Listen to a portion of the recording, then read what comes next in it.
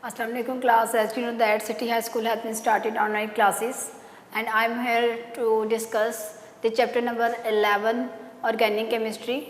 Organic Chemistry 9th class में आप इसकी डेफिनेशन पढ़ चुके हैं ब्रांचेस ऑफ केमिस्ट्री में कि एक ऐसी केमिस्ट्री की ब्रांच है जिसमें हम ऑर्गेनिक कंपाउंड्स को स्टडी करते हैं. Before we going to discuss organic chemistry in detail, we have to know the background or introduction about the compounds. First of all compounds को अगर कैटेगराइज किया गया है तो कंपाउंड्स को कैटेगराइज किया गया in two classes. In two categories compounds को क्लासीफाई किया गया है. किस बेस पे टू क्लासेस पे क्लासीफाई किया हुआ है? सोर्स की बेस पे. ठीक है. और वो कंपाउंड्स क्या हैं? Organic compounds,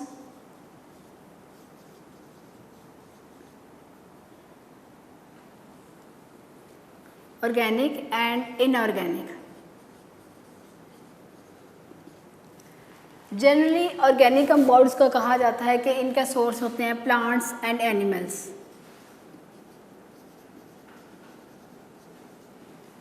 while inorganic compounds कहा जाता है कि इनके सोर्स हैं मिनरल्स. फॉर एग्जांपल अगर आप देखें तो एक ऑर्गेनिक कंपाउंड हमारे पास है सिट्रिक एसिड.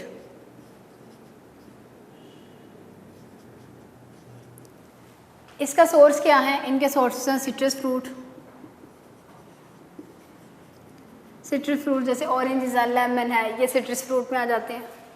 और मिनरल्स जैसे कि सोडियम क्लोराइड है, ये क्या है? ये एक इनऑर्गेनिक कंपाउंड्स है. ठीक है. तो कंपाउंड्स को क्लासीफाई किया गया है on the basis of source two classes में, organic compounds and inorganic compounds. Organic compound के सोर्स क्या हैं? Plants and animals.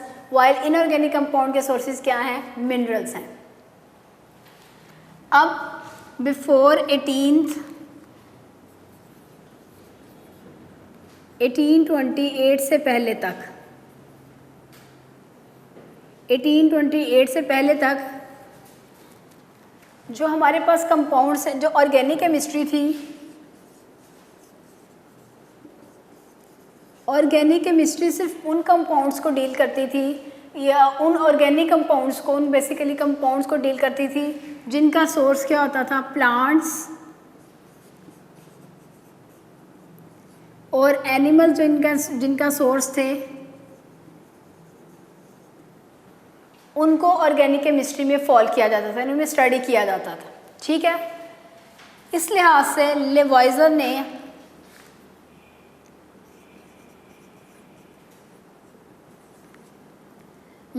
ने कहा कि हमारे पास जो दो सोर्सेज हैं, हम लेते हैं प्लांट्स और एनिमल्स. ये वो दो मेन सोर्सेज हैं जिनसे ऑर्गेनिक कंपाउंड्स को ऑब्टेन किया जाता है. इन ऑर्गेनिक कंपाउंड्स को जो ऑब्टेन किया जाता है प्लांट से और एनिमल से, इनकी कॉम्पोजिशन में थोड़ा बहुत डिफरेंस है. वह कैसे? जो प्लांट से ऑर्गेनिक कंपाउंड्स ऑब्टेन किए जाते थे they contain carbon, hydrogen and oxygen. Well वो सब्सटेंस, वो कंपाउंड्स जो एनिमल से ऑब्टेन किए जाते थे they contain carbon, hydrogen, oxygen, nitrogen, sulphur, phosphorus and so on. ठीक है. अभी तक हमने पढ़ा, पहले कंपाउंड्स की टाइप्स पढ़ी कि कंपाउंड्स टू टाइप्स के थे, ऑर्गेनिक एंड इनऑर्गेनिक. इनको ऑर्गेनिक और इनऑर्गेनिक किसकी बेस पे कहा? इनके सोर्स की बेस पे कहा. ऑर्गेनिक का सोर्स प्लांट्स थे, इनऑर्गेनिक का सोर्स क्या थे? मिनरल्स थे. फिर 1828 से पहले तक ये कॉन्सेप्ट था कि ऑर्गेनिक कंपाउंड्स को प्लांट्स और एनिमल से ही ऑब्टेन किया जाता है, लेकिन इनकी कॉम्पोजिशन में थोड़ा सा डिफरेंट होता है. उसको एक्सप्लेन किसने किया? लेवॉइजर ने. लेवॉइजर ने कहा कि जो प्लांट्स हैं उनके जो कंपाउंड प्लांट्स से ऑब्टेन किए जाते हैं organic compounds, they composed of carbon, hydrogen and oxygen. While the organic compounds that composed of animals, the compounds that obtained from animals, they are composed of carbon, hydrogen, oxygen, nitrogen, sulfur and phosphorus. इसके बाद एक in early 19th century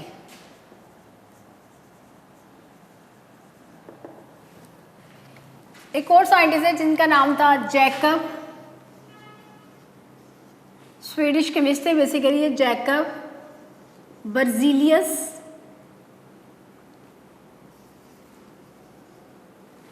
Jacob Berzelius ने एक theory present की थी जिसका नाम था vital force theory. Vital force theory. According to this theory, organic compounds could not be synthesized in the laboratory, यानी कि ऑर्गेनिक कंपाउंड्स को लेबॉर्ट्री में सिंथेसाइज नहीं किया जाता। अगर लेबॉर्ट्री में सिंथेसाइज ऑर्गेनिक कंपाउंड्स को नहीं किया जाता तो फिर इनको कहाँ से ऑब्टेन किया जाता है? ही सेड दैट कि ऑर्गेनिक कंपाउंड्स को ऑब्टेन किया जाता है किससे? लिविंग ऑर्गेनिज्म से। लिविंग ऑर्गेनिज्म से क्यों ऑब्टेन किया जाता है? उसने कहा कि लिविंग ऑर्गेनिज्म के अंदर कुछ ऐसी मिस्टीरियस सी फोर्स है जिस फोर्स को उसने वाइटल फोर्स का नाम दिया, और उसने कहा कि वो फोर्स सिर्फ और सिर्फ लिविंग ऑर्गेनिज्म में है। इस वजह से इसने इनको क्या कहा कि लिविंग ऑर्गेनिज्म को सिर्फ और सिर्फ कहाँ से ऑब्टेन किया जो ऑर्गेनिक कंपाउंड्स हैं इनको कहाँ से ऑब्टेन किया जाता है? लिविंग ऑर्गेनिज्म से।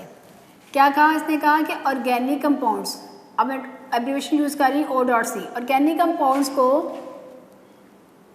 could not prepared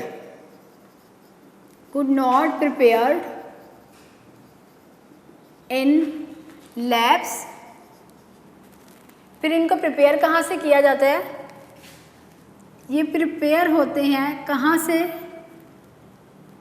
only from prepare only living organism से।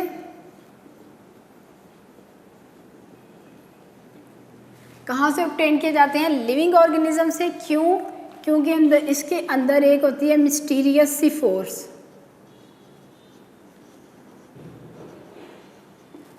ठीक है, ऑर्गेनिक कंपाउंड्स को नॉट प्रिपेयर्ड इन लैब्स। ठीक है, लैब में प्रिपेयर नहीं किए तो फिर कहाँ प्रिपेयर की जाती है? प्रिपेयर करते हैं only in living organism, only in living organism. ठीक है, और क्यों किए जाते हैं? क्योंकि उसने कहा कि इनके अंदर कोई एक मिस्टीरियस सी फोर्स होती है। तो फिर यहाँ से इस बात से और इस बात से जो हमारे पास ऑर्गेनिक का लफ्ज़ है वो सिग्निफाई करता है बेसिकली, ऑर्गेनिक वर्ड सिग्निफाई किसको करता है? ऑर्गेनिज्म से। और ऑर्गेनिज्म भी कौन से? लिविंग ऑर्गेनिजम्स, यानी प्लांट्स एंड एनिमल्स। तो हम लोग सिंपली इसको कह सकते हैं कि ये सिग्निफाई किसको करता है? लाइफ से। यानी ऑर्गेनिक कंपाउंड्स को हम लोग लाइफ से, लिविंग ऑर्गेनिज्म से ही ऑब्टेन कर सकते थे। यहाँ तक का कॉन्सेप्ट ये था। जैकब बर्जीलियस ने ये वाला प्रेजेंट किया था वाइटल फोर्स थ्योरी। ये शॉर्ट क्वेश्चन में अक्सर आ जाता है। नाउ ये नेक्स्ट हमारे जहन में एक क्वेश्चन ये आया कि अगर ये वाइटल फोर्स थ्योरी ठीक है, इसको फिर फर्दर आगे रिजेक्ट किया 1828 में फ्रेडरिक वूलर ने।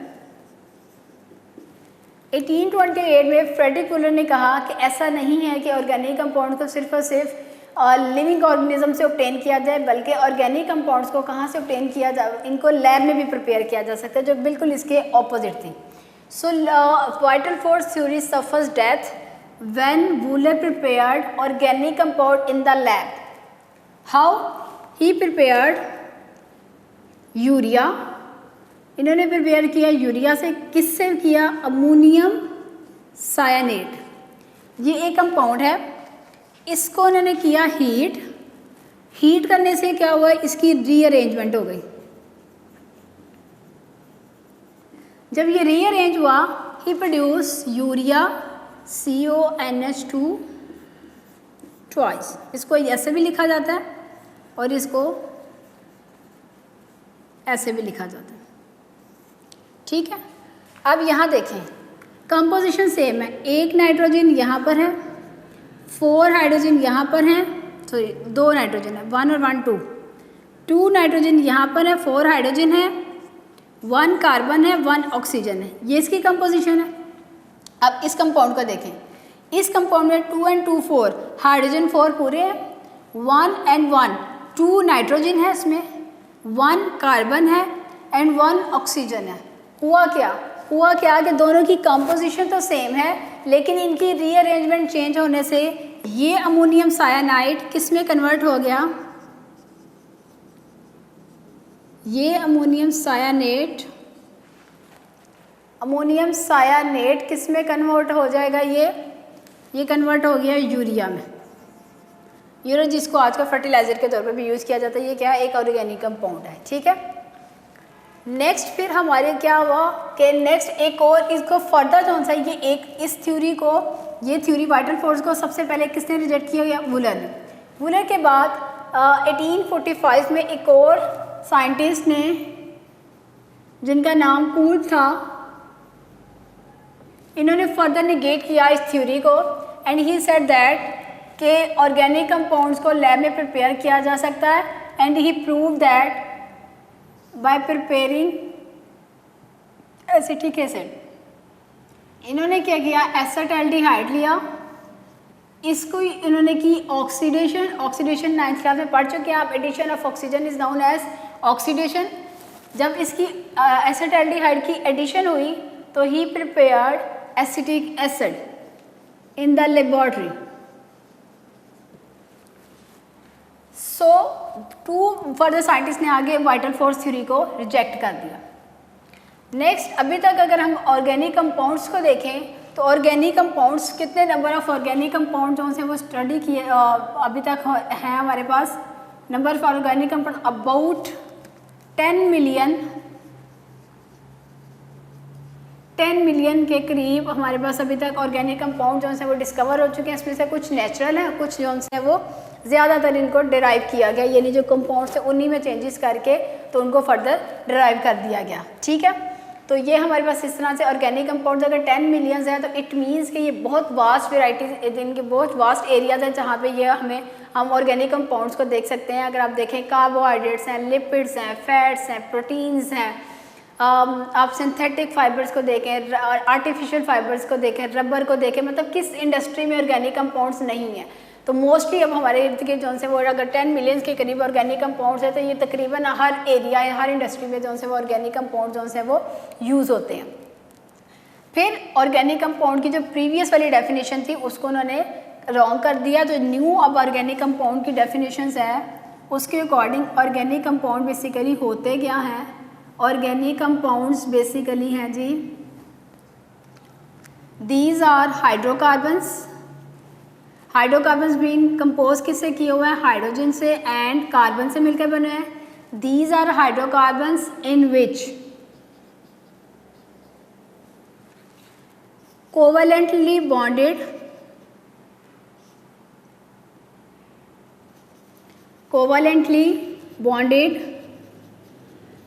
Carbon is main constituent.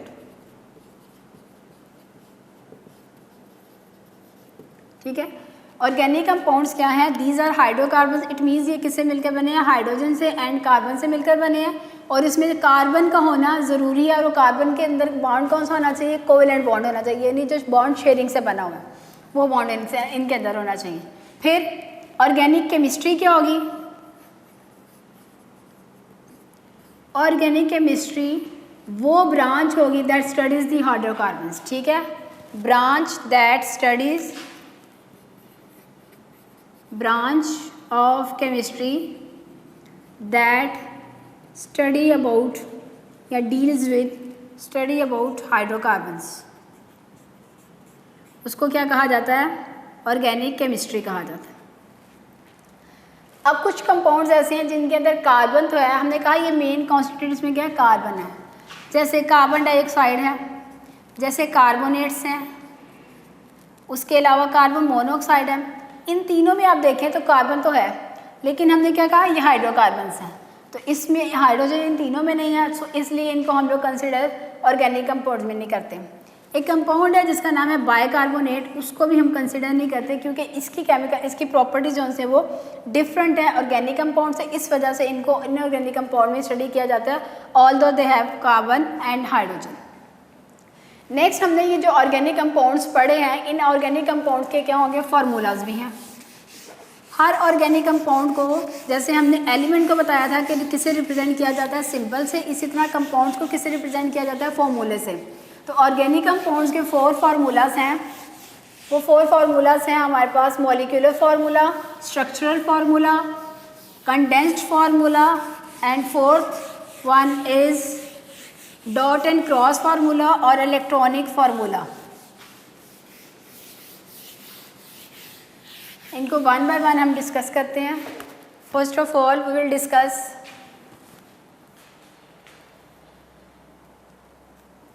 Types of फॉर्मूले।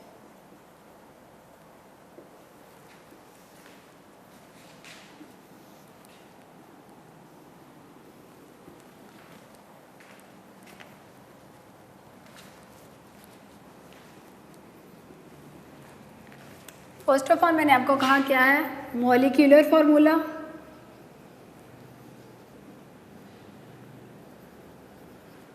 Second one is structural formula,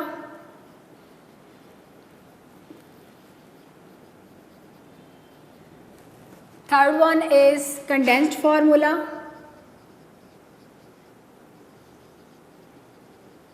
and fourth one is dot and cross formula. सबसे पहले हम मॉलिक्यूलर फार्मूला डिस्कस करेंगे। मॉलिक्यूलर फार्मूला किसको रिप्रेजेंट करता है?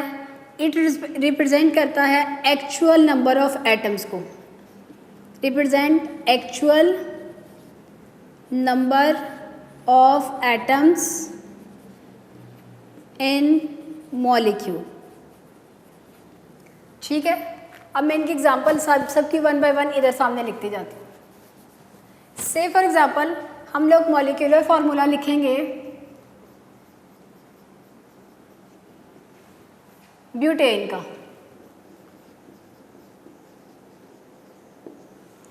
ब्यूटेन का मॉलिक्यूलर फार्मूला क्या करते हैं जी? C4H10। हमने ये कहा कि ये एक मॉलिक्यूल के अंदर एक्चुअल नंबर ऑफ एटम्स बताता है, यानी इस फार्मूले से हमें क्या पता चला कि ये फार्मूले के अंदर कार्बन कितने हैं 4 और हाइड्रोजन कितने हैं 10। सो मॉलिक्यूलर फार्मूला ने हमें क्या रिप्रेजेंट किया? Actual number of atoms. Next हमारे पास है स्ट्रक्चरल फार्मूला। स्ट्रक्चर फार्मूला हमें बताता है arrangement of atoms, arrangement of atoms of molecule. Molecules में एटम्स अरेंज कैसे हैं? जैसे ये ब्यूटेन ही है, इसी का अगर मैं स्ट्रक्चरल फार्मूला लिखूं, हम इसी का स्ट्रक्चरल फार्मूला लिखें तो वो क्या होगा? फर्स्ट ऑफ ऑल हमें 4 कार्बन लेने, 1 2 3 एंड 4। हर कार्बन की वैलेंसी कितनी है? हर कार्बन की वैलेंसी होती है 4। सो 1 2 3 4। अब ये शेयर है बॉन्ड 1 2 3 4। फिर ये वाला बॉन्ड और ये वाला बॉन्ड के दरमियान शेयर है 1 2 3 4। ये बॉन्ड इसके और इसके दरमियान शेयर से मिलता है 1 2 3 एंड 4। हर कार्बन की 4 वैलेंसी हो गई। अब इसमें हम लोग लगाएंगे हाइड्रोजन। काउंट करें 1 2 3 4 5 6 7 8 9 10। अब देखें 10 हाइड्रोजन इसमें आ गए। कार्बन कितने हैं? 1 2 3 4। 4 इसमें कार्बन एटम है और इसमें 10 हाइड्रोजन है, जैसे कि इसमें बताया गया था। इसमें फ़र्क क्या है? इसमें नंबर ऑफ एटम बताए, इसमें ये बताया कि ये अरेंज कैसे हुए हैं। तो फिर इस फॉर्मूले को कहा जाता है एन ब्यूटेन। इसको ब्यूट कहा 4 कार्बन की वजह से, एन कहा सिंगल बॉन्ड, क्योंकि कार्बन कार्बन के दरमियान सिंगल बॉन्ड है, इस वजह से इसका नाम क्या हो गया? ब्यूटेन। एन क्यों कहा? कि नॉर्मली एक नॉर्मल फॉर्म में ये अरेंज हुआ, इस वजह से इसको क्या कहा? एन ब्यूटेन कहा। फिर इसी का एक और अरेंजमेंट ये हो सकती है, पहले ये चारों एक ही लाइन में थे, अब हो के एक कार्बन इधर सेंटर में आ जाए, तो उसकी अरेंजमेंट क्या हो जाएगी? 1 2 3 और एक कार्बन ऐसे ब्रांच की फॉर्म में आ जाए।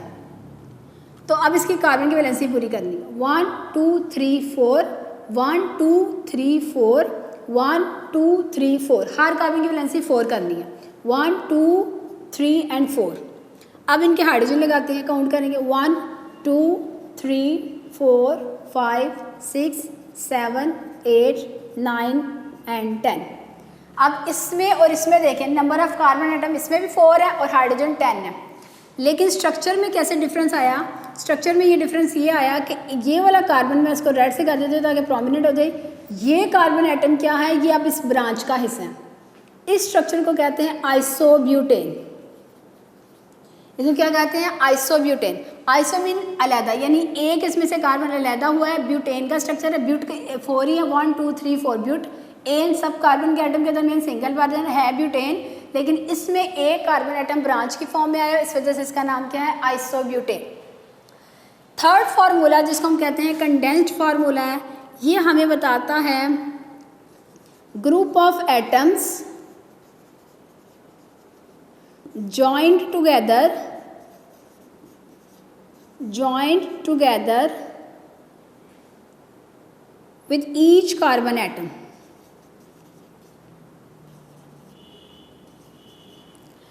अब हमने ये वाला जो फार्मूला है कंडेंस्ड फार्मूला में हमने क्या करना है जी, कंडेंस्ड फार्मूला में हमारे पास ये जो कंपाउंड्स ऊपर आए हैं, इन्हीं कंपाउंड्स में हर कार्बन एटम के साथ कितने हाइड्रोजन अटैच है उनको ग्रुप की फॉर्म में लिख देना।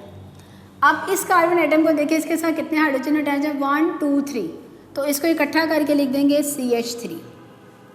फिर ये वाला बॉन्ड आ गया, फिर इस कार्बन के साथ कितने अटैच है, 1 और 2, तो इसको लिखेंगे CH2। फिर इस कार्बन के साथ कितने अटैच है, 1 और 2, तो इसको लिखेंगे फिर CH2।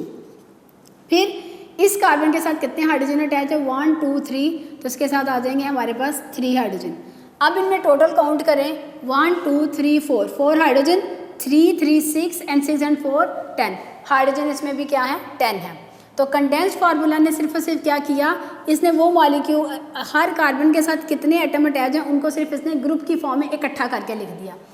इसका स्ट्रक्चर अगर हम ड्रॉ करें आइसोब्यूटेन का, तो वो कैसे लिखेंगे, 1 2 3 CH3, फिर इस कार्बन के साथ कितने अटैच हैं, एक हाइड्रोजन अटैच है, और इसी के साथ एक कार्बन अटैच है, और उस कार्बन के साथ कितने हाइड्रोजन अटैच हैं, 1 2 and 3।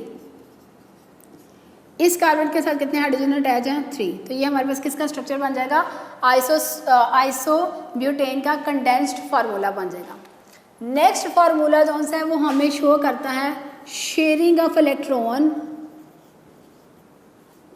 between atoms to form molecule। अब ये बॉन्ड किससे बना है, वो शेयरिंग ऑफ इलेक्ट्रॉन से। अभी आपको बताया कौन सा बॉन्ड है, कोवेलेंट बॉन्ड है, तो ये कौन किससे बनेगा, शेयरिंग ऑफ इलेक्ट्रॉन से बनेगा। तो डॉट एंड क्रॉस फार्मूला हमें क्या रिप्रेजेंट करेगा, इनकी शेयरिंग को शो करेगा। फॉर एग्जांपल अब हम ब्यूटेन का स्ट्रक्चर बना रहे हैं, ब्यूटेन के 4 कार्बन ले लें, 1 2 3 एंड 4, ठीक है। अब हमने हर ब्यूटेन के क्या किए, अब इसके साथ है 10 हाइड्रोजन अटैच, 10 हाइड्रोजन लगा लें, 4 5 6 7 8 9 एंड 10। अब इस हर हाइड्रोजन के पास एक हमारे पास क्या है जी, वो है, अब इनके पहले एक एक इलेक्ट्रॉन है इनका। अब कार्बन के पास भी होगा जो शेयरिंग करेगा, यानी ये एक बॉन्ड 1 2 3 एंड फिर डॉट, क्रॉस डॉट, डॉट के सामने फिर क्रॉस, फिर डॉट, फिर डॉट के सामने क्रॉस, फिर डॉट के साथ cross and dot, dot and फिर क्रॉस एंड फिर डॉट, और फिर ये डॉट। अब ये देखें इसमें हुआ क्या कि हमारे पास जो शेयरिंग ऑफ इलेक्ट्रॉन है वो आपने 9th क्लास में, अगर आपको याद हो, लुईस स्ट्रक्चर डायग्राम, उसमें आपने पढ़ा था कि जब एक बॉन्ड बनता है, यानी ये एक बॉन्ड है, इसको किससे शो किया जाएगा, डॉट एंड क्रॉस से। तो ये शेयरिंग ऑफ इलेक्ट्रॉन शो कर रही है किसके दरमियान, बिटवीन एटम, किस किस के दरमियान, कार्बन और हाइड्रोजन के दरमियान जो इलेक्ट्रॉन की शेयरिंग हुई है, इसको किससे रिप्रेजेंट किया, डॉट से और क्रॉस से। हर एक के दरमियान देखिए ये भी एक बॉन्ड बना, ये एक बॉन्ड बना, ये एक बॉन्ड बना और ये एक बॉन्ड बना, तो इससे रिप्रेजेंट करें ये एक बॉन्ड, ये एंड ये।